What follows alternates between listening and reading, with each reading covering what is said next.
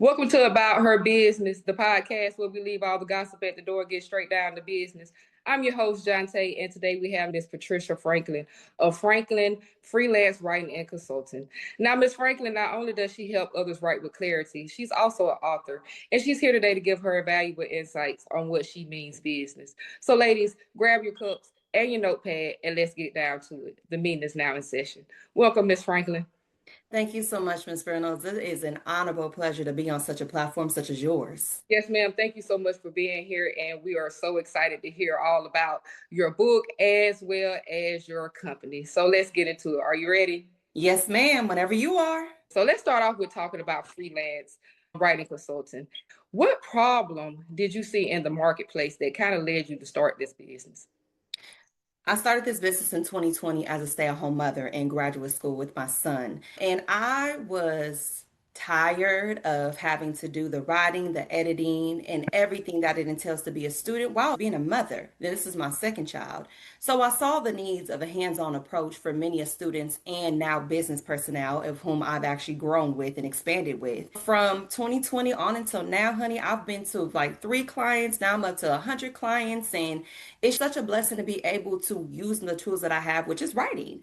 A lot of people cannot write, a lot of adults. And that is no judgment or pun intended, but I wanted it to be something where an Afro-Latina such as myself, a triple minority, Black, Mexican, and a woman, is able to uphold herself in such a way where many of people need you. Who doesn't need writing? Writing is everywhere. So, a one woman band as I am, I have been able to successfully thrive in the writing industry. And I love how you put that as being a stay-at-home mom. So ladies that are listening, that are at home right now, you too can be successful in starting your business no matter what it may be. And you did highlight on that writing. And I agree. We do Yeah. have issues in writing in every industry possible. And your background, your jack of all trades, it includes education, administration, program coordination, and Yes. consulting. So, how did those experiences shape the way you now serve as an entrepreneur? My master's was actually the core of it. I actually started the business in graduate school. I've learned so many skills within the master's. It was in organizational leadership. So it taught me different ways to maneuver as a businesswoman. Although I wasn't business minded at that time, but every course taught me different things for me to be steady in my own business. And once I was able to thrive and go back into brick and mortar and utilize those tools, I said, okay, Lord, where are we heading?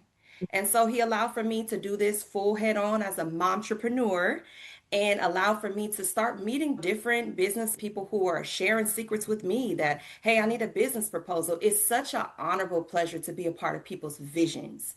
And I don't look for credit. I just look for acknowledgement, like, hey, I had a hand in that. That's about it. But all of those things encapsulated into one business idea. And it's a lot. I'm not going to lie. But I'm so grateful for the continuous clientele, the loyalty, and the growth within myself as well. Awesome being a mom entrepreneur as well as a student. Now, could you just tell us what your graduate degree is in? Yes, so I have 3. I have an associate's in social sciences. I have my bachelor's in communications with the emphasis of journalism and my master's in organizational leadership. I wanted something that wasn't an MBA. I wanted to be more leadership minded than business minded because people want to get the money, but people don't know how to lead.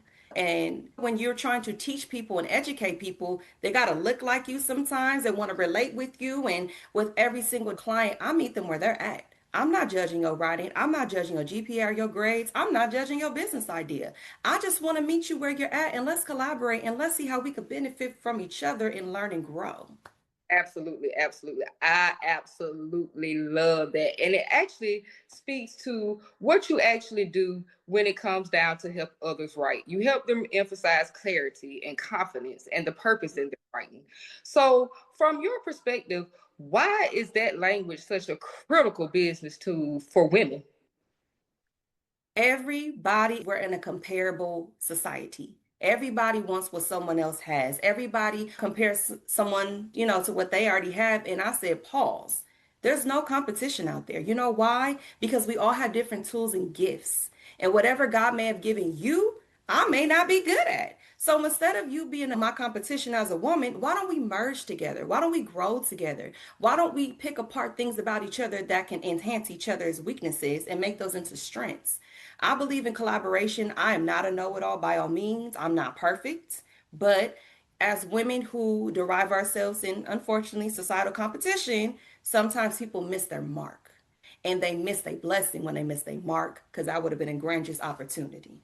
I agree. I love that you included collaboration Yes. because we are so much powerful when we choose to collaborate versus compete. And Yeah. so that brings into my next conversation about first generation students who may be looking at the older generations and going, hey, I don't necessarily fit. What draws you specifically to working with first generation students, creatives, and just mission driven professionals? And how does that influence your business model? I've been misunderstood as a child.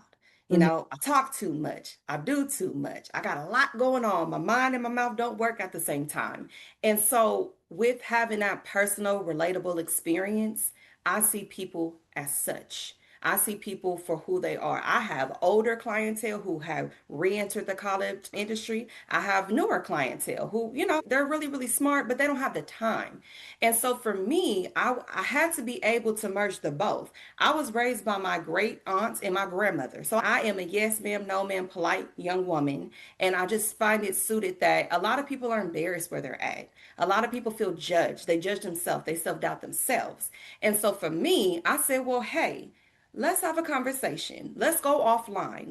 Call me, video me so we can see that I want to get to know you. And then let's get to that project. I have a synopsis of getting to know my clients and being able to know them beyond the academia or the business idea. And it makes me so grateful that people share the things that they share with me, and it helps me understand them and meet them where they're at. And I love that because it seems like it's more of a individualized coaching approach. Yes. So being an entrepreneur, how do you balance being both the strategist and the coach? You're dealing with clients who may be navigating something complex or suffer from imposter syndrome. My approach is whiteboards and color coordination. I love colors. It helped me in graduate school. And when you meet someone who is unable to see the beauty within themselves, the strengths within themselves, you got to take a step out of yourself. It takes a lot of patience. It takes a lot of empathy. It takes a lot of understanding. It's not like I have a team. It helps me understand the organizational piece is just different systems that I've created. I have an intake form. Let me meet you where you're at. And then I have a book your service form for clients who have been with me previously. Then we break down where each other can merge. Sometimes there is some decline. I may not be the individual for them, or it's just not a good mesh, and that's okay. It's business. But idealistically, I want you to remember my name. I want you to remember how I treated you. And then down the line, if our paths cross again, let's do business again. So, ladies, I hope y'all are tuning in because Miss Franklin is dropping great advice right now. And that color coding will save your life. I'm a person that's worked in government, private, and now starting my own business. I'm telling you, if you do not color code your calendars, your planners, you're going to have a hard time with organizations. I know it works for sure. Now, I want to talk a little bit about entrepreneurship. It often requires us to translate our vision into a structure, into a brand. What systems and boundaries or practices have helped you sustain your business without losing yourself in it? Miss Reynolds, that was a fight with me last year. One thing I will say, regardless of the closeness I have with the client or not, the boundary is I'm open like business hours. I'm open from 8 until 4:30. 4:30, why? I gotta go get my own kids. Right. I have to be a mother. And then after that, that's it. No emails, no text messages, no DMs, because you have to set the tone that I'm a human too. That's just business. At some point, a brick and mortar closes. You cannot get in, it is locked. I had a hard time with that when trying to build my clientele because I felt like I owed and I had to give. And it got to the point where it was distracting me. So now the systems, you have an intake form. I have about 24 to 48 hours to respond to you. We're going to talk over phone via FaceTime or Google Meet, and we're going to see if we can collaborate. When's your deadline? If you want to have a stricter deadline, that's going to cost you a little bit more of a pretty penny. Who wants to pay $25 more? So if these systems that I've created are astringent to how people understand that Patricia is willing and ready, but I may have to pay a little more or I may have to do a little more. But I also want to be conscious minded. I am one woman. I am a wife. I am a mother. I have my own visions outside of the business. And it's about balancing that and maintaining different days for different things and capstoning different time limits for myself too. Y'all, she just dropped a gem. And that's where that color coding will definitely come in because I can tell you last year I was running with my head cut off. And it was the same thing that you were going through, but that color coding and remembering you're human. Yeah. It's all about the balance, as you said. And Yes. I'm still learning about that balance and that color coding. That's going to be our code word for the day, color code. Color coded. Like my nails, color coded. So I just now, because you are also an author, and I absolutely love this. Your book is entitled Sis, You Need Some Rest. I love it. It speaks directly to women carrying emotional, professional, and community weight. What made you write this book, and how did it expand your work beyond consulting? First and foremost, this is what the cover looks like. It matches my brand. My favorite color is lavender and white. I wanted to start my first book with what was favorite for me. So you'll remember this color, you'll remember this book. But this book actually came at a time where I had time to start my healing journey. And I had to, because we're human, I had to regulate myself and not just doing the entrepreneurship head on, but God gave me a season of pause. My sister had passed away in 2015, and then 2 years later, I lost all my matriarchs, my maternal matriarchs. And so I never got to grieve those times. I never got to face it. I was going, going, going. And then when God gave me last year a pause, the Holy Spirit was just like, sis, you need some rest. And I said, wow. And it's called a mental health guidance book for the hearts of the household. Because even being as great as I could be as a entrepreneur, even being as great as I could be as a woman, as a wife, as a mother, who is Patricia Franklin? Who is she as an individual beyond how much she writes, beyond how much she loves her husband and her family? I had to create a one-stop shop for women to know you're not alone. You're not just losing your mind. You stop pouring into yourself. You start talking to your sister circle. You stop doing things that you love. And we miss that sometimes as women because we're so indulged and overindulged with what do our clients need? What do our husbands need? What do our families need? We forget ourselves. And through my grief and through the pause and through God allowing me to just really meddle and mesh into myself, this beauty came out, was written in 6 weeks and it came out a month after because I said, it's time. Women need to know that beyond what social media provides, we're human. And we have to give ourselves a chance and a moment to reconcile with who we used to be before we had it all. Who are you? Who were you before the business and the baby? We forget that. And it goes beyond the hair and the nails, honey. Where can we get the book? Let all our audience members know. Yes, you are eligible to get this on Amazon. It is on Kindle. It is also on Barnes and Nobles. And the audiobook will be coming soon, but we're definitely going to make that happen for my audiobook readers. It's going to be my cadence and my tone and my voice. If you know me personally, the little knickknacks and isms are funnier, but I want to make sure that I have it on all platforms so that everyone is able to hear or read it. Thank you for sharing. And we will get that information again at the end of the show. So I want to stay kind of inside of the book a little bit. Talk about rest. Rest is often looked at as a reward instead of a requirement. How do you personally define rest? And how has reclaiming it changed your leadership in business and making decisions? I had to stray away from what I knew. I was raised by a single mom. My grandmother was a single mother as well.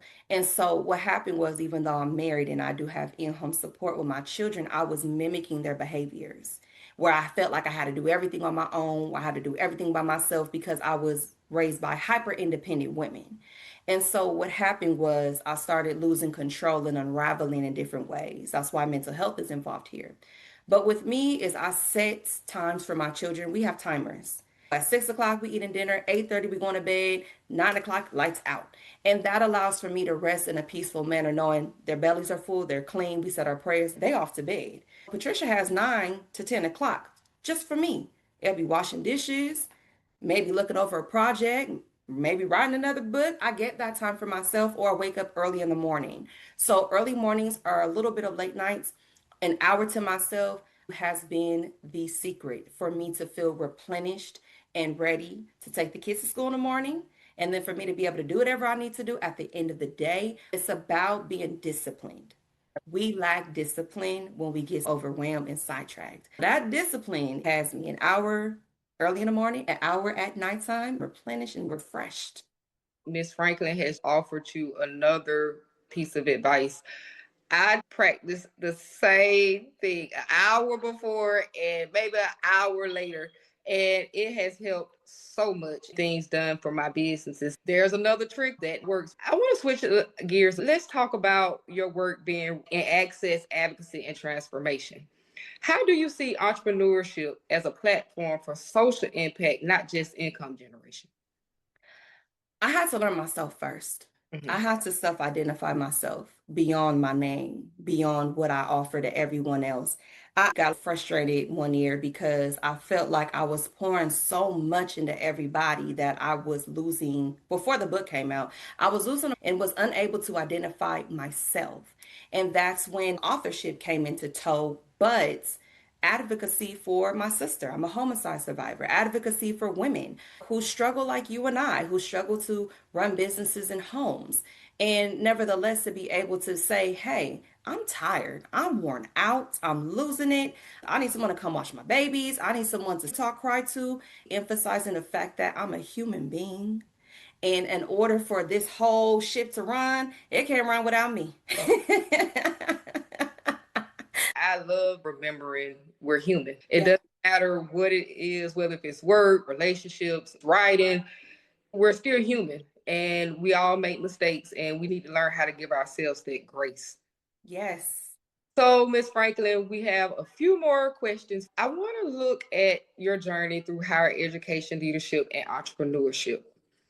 What lessons were the hardest earned, but ended up being the most valuable to you? I had to learn that I have a voice. I had to learn that my voice matters. And there is a way to be a boss, or there's a way to get your point across without being so aggressive. Sometimes we get stemmed as the mad black woman, or we get stigmatized as, the mean black girl.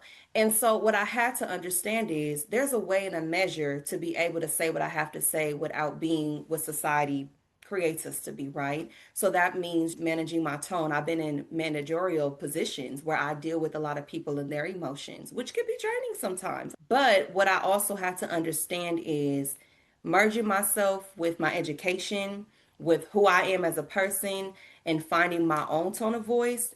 It did matter. There's depth of being confident in who you are and what you present. And the way you treat people is real. You got to be nice to everybody. You don't have to fall for who you are, but you need to be nice to people. We don't know what people go through. We are unaware of how that smile did something for somebody, that pat on the back did something for somebody. But now being an entrepreneur, I had to learn to gauge tone of voice is everything. I may be strict on something because I'm running out of time on a deadline, and the client be like, "Ooh, she got an attitude," rather than, "Oh wow, Patricia's pushing me to help me get what I need to get done." So it was learning tone of voice. And as mentioned before, I like to meet my clients where they're at because I want you to know I'm here for you. I'm rooting for you. I want the best for you, but you got to work with me. So that goes from my brick and mortar days onto my entrepreneurship.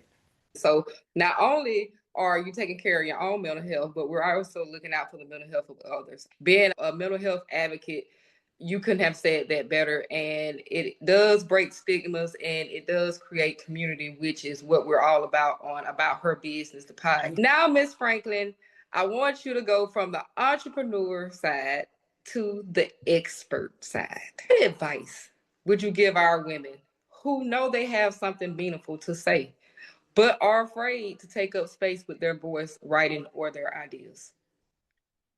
You are beautiful in who you are. I do not see beauty as it is. I see beauty in souls.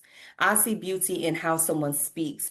I have met many women who may look the creme de la creme and may have everything well put together, but who are you deep down inside? How do you make people feel? And so when you are comfortable within yourself, it starts exuding with the people that you meet, with the people you come in contact with. There's some people who may never know the sound of my voice. They just see me on social media, but I want sis, my women, my beautiful gems, with whatever God has given and provided you for who you are, I want you to find your voice. It may be artistry, it may be photography, it may be things where we don't even have to hear you, we see you. But it's also about what's your legacy? What do you want people to remember you as? And that is important for me, especially being a mother. What am I leaving with these kids? What are people going to say about me? Not that I care, but I want to know that I left impressions, I left impact, I left values. And once, my sisters, when you find that voice, when you find what you're so good at, just go for it. Absolutely. Go for it. Don't look back. Don't doubt it. Just go for it. Absolutely. Once again, y'all, Miss Franklin just dropped some great advice. And I think one of the biggest things when it comes down to entrepreneurship, when it comes to women, is we have a lot of self doubt Yes. and we get in our own heads and we start to criticize. So, whatever that goal or business that you're thinking about starting right now, just go for it. You don't have to have all the knowledge, you don't have to have all the skills. Just go for it and you'll thank me later. Amen. One of our last questions is we like to leave with like a legacy. So your question is, and I'll give you a moment to think about this. When people reflect on your work years from now, whether that's you being a consultant, an author, or an advocate, what do you hope your legacy will be, and how do you want women to remember your impactful words? What comes to mind is she saw me. Mm. She saw me. There's been points in my life where I didn't feel seen, and there's a difference in that. We hear things, but sometimes we don't listen. But to be seen by somebody, to be seen in a sense of who you are, what you give, what your purpose is, that's what I want to leave with. As a whole human being, as an entrepreneur, she saw me when I was failing that class and I didn't know what I was doing. She saw me when I was going through a rough time and wrote that book because she wrote that book for me. And she saw me when I met her. She gave me a big smile, a hug, and embraced me. She saw me. That's what's important to me, for people to know that I see them for where they are, who they are, and I address them as such because guess what? I am not perfect. I am flawed, and I definitely want women to know I see you. You're beautiful, and you have a lot to offer. Absolutely. I couldn't have said that any better. It speaks to who you truly are, Miss Franklin, and the work that you're out here doing. I want to congratulate you on success in every role that you've taken on so far and continue your mission. And we will be out here supporting you. Before we leave, though, I want to make sure everybody has all your socials. Again, let us know where to get the book. How can we sign up for your services? Give us all the deets. So, since you need some rest, a mental health guidance book for the hearts of the household you can find on Barnes and Nobles, Amazon, and Kindle. Audiobook coming soon. For Franklin Freelance Writing Consulting, my Instagram is Franklin underscore freelance underscore MJL on Instagram. And for Facebook, it is Patty with an I, Loren Franklin Freelance Writing Consulting. Please let me know how you feel about this book, because sis, we need some rest. And we will be leaving all that information down in the bio below. Any last words, Miss Franklin, before we adjourn our meeting? Listen, I know there's a lot of y'all harping on your hearts about whatever you want to do. I say go for it. 2026 is our year. 2026 is going to be prolific. 2026 is going to be a year of abundance. And I'm not talking about finances, honey. I'm talking about blowing your mind vision wise. So, sis, start that business, start that entrepreneurship. We are here to help, to guide, to market, to support it. And I can't wait to see it. Absolutely. And I couldn't have said it any better. Thanks again, Miss Franklin and Franklin Freelance Writing and Consulting, for coming on about her business today and sharing all her valuable insight.